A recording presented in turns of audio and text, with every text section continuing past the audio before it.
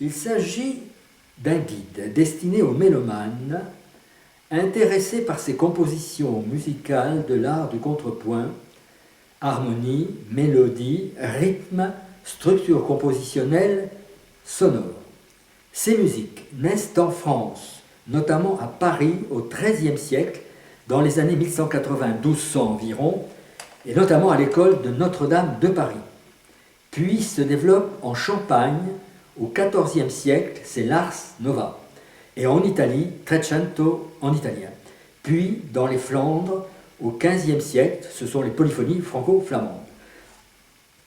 Venant d'un essor économique et culturel exceptionnel, retrouvant la dite Renaissance carolingienne, avec la création des universités, se produit progressivement une dynamique de liberté de pensée qui veut séparer les domaines spirituels des émotions et intellectuels de la raison.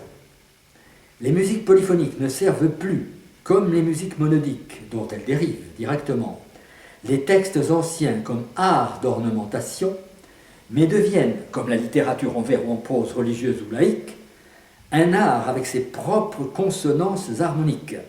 De même, au XIVe, XVe siècle, les enluminures illustrant les textes laissent la place aux premiers portraits flamands puis italiens. Enfin, l'architecture d'Île-de-France, donc francienne, opus francigenum, selon le terme d'un moine bénédictin du Saint-Empire romain germanique au XIIIe siècle, et non pas nommé de façon dérisoire gothique.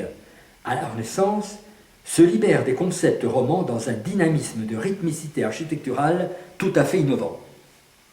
Que cherchent donc à réaliser les compositeurs et chanteurs médiévaux, maîtres de cet art polyphonique du contrepoint? Eh bien, à traduire la beauté de l'univers, ou logos grec, ou verbum latin, en beauté sonore. Mais pour arriver à ce résultat exceptionnel, il faut que les mélomanes comprennent par quelle formation intellectuelle ces compositeurs évoluent pour devenir maîtres polyphoniques. Ils doivent suivre une éducation très exigeante, très encadrée par leurs aînés, et qui se réfère toujours aux arts et sciences libéraux, c'est-à-dire ceux qui assument leur destinée spécifique par l'apprentissage des fondements de la culture occidentale. Il s'agit des lettres, orthographe, grammaire, rhétorique et dialectique, avec aussi des sciences, arithmétique puis algèbre, géométrie et astronomie.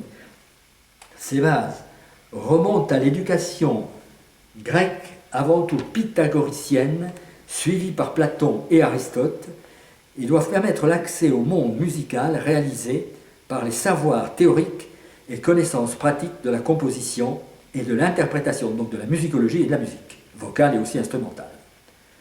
Ainsi, la combinatoire des traditions et des innovations réalise non seulement les plus savantes, mais tout autant parmi les plus belles musiques à écouter, sans modération, afin de compléter ce premier essai de présentation générale des musiques médiévales polyphoniques ou contrapunctiques.